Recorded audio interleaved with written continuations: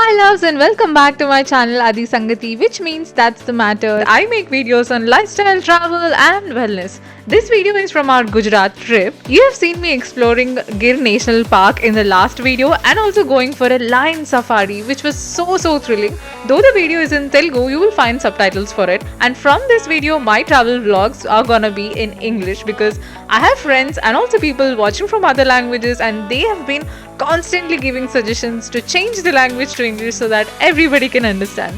I felt like, okay, why not? Let's change and see it. Anyways, after our Gir National Park visit, we drove all the way to Diu. Good morning from Diu. This is my morning view. It was such an amazing one, and the most interesting part of the day is I'm going to touch Arabian Sea for the first time. Yay! So firstly, we are going to a temple where the sea does Abhishekam for the 5 Shivalingas present over there, and you guessed it right, it is the Gangeshwar Mahadev Temple. And you know what? These are installed by Pandavas. All the 5 Pandavas, each one of them installed one Shivalingam according to their strength and capability. So while you walk towards the temple, you can see the sea coast over here, and this is such a beautiful place. I really loved these waves and the vibe over here. It actually relaxed my mind while I was taking a slow walk towards the temple. Yeah, this is how the entrance looks like.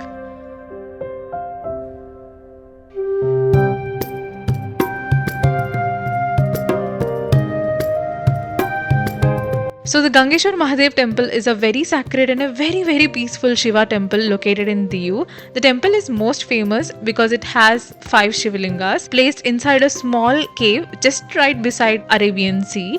The most amazing thing about this temple is that the sea waves constantly flow over these lingas, which gives a magical and divine feeling to the place.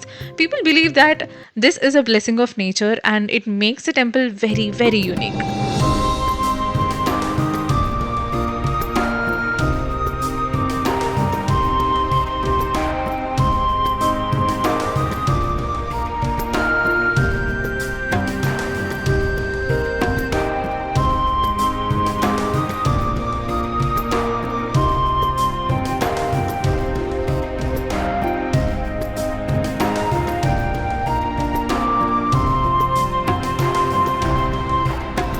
So you can see a small channel that is built over here, which will allow the sea water to flow through and fall over these Shivalingas.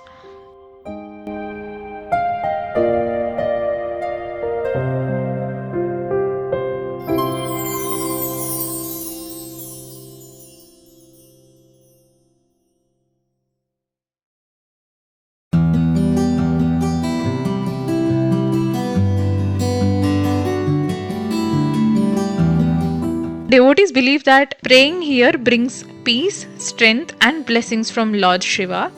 The temple is not very big or fancy, but it is full of spiritual energy.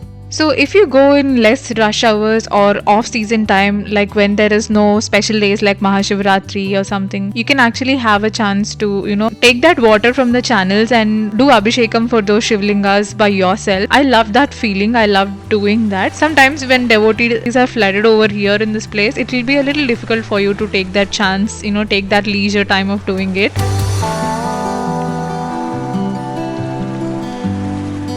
The sound of waves, the cool sea breeze and the natural surroundings makes it a perfect place to just sit and do some meditation and feel connected to nature and God. I loved sitting here and spending some time just staring at those Shivlingas and the sea water just flowing over them. Many tourists and pilgrims visit this temple while exploring Somnath or Diu or any of the nearby places. There is also a small place above the cave where just people do their pujas, light lamps, do pradakshinam, do their holy practices over there. So the best time to visit this place is close to full moon, I guess, because the water comes and falls on the Shivlingam and you can see it actually, and it is such a beautiful one. Trust me, you will definitely spend at least 10 to 15 minutes just sitting there, even if nobody is there and if you have that leisure to sit. And also you can come on special days like Mahashivratri to see it fully decorated and all the celebrations going around.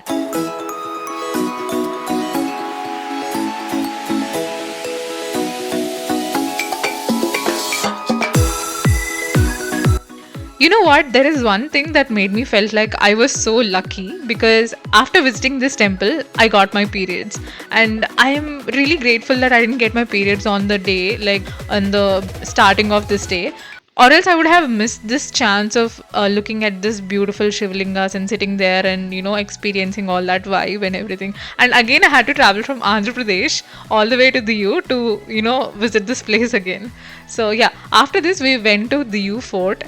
It was built in 1535 by Portuguese after they made a defense agreement with the local ruler to protect the area from Mughal attacks. So this is basically a huge and massive stone fort which is surrounded by Arabian Sea on three sides, and it also gives a stunning view and natural protection. But now let's come to the reality. As you can see, the fort doesn't have maintenance, and you can see waste everywhere, and it also smells very bad, maybe because of the marine life. Me being a vegetarian, I cannot sustain that fish smell. I cannot sustain that, so it stinks. Like wherever you are in the fort, it stinks. Okay, it smells very awful. But you can still find some places wherein you can just sit under a tree and relax if you're okay with that smell. So I just told my family to go around and explore, because I was not ready to walk in that sun. It does have some slopes here and there, so I need to put some effort in that sun while bearing this stinky smell, and I was not ready for that. So I just sat under a tree and relaxed. So this is how the fort looks like.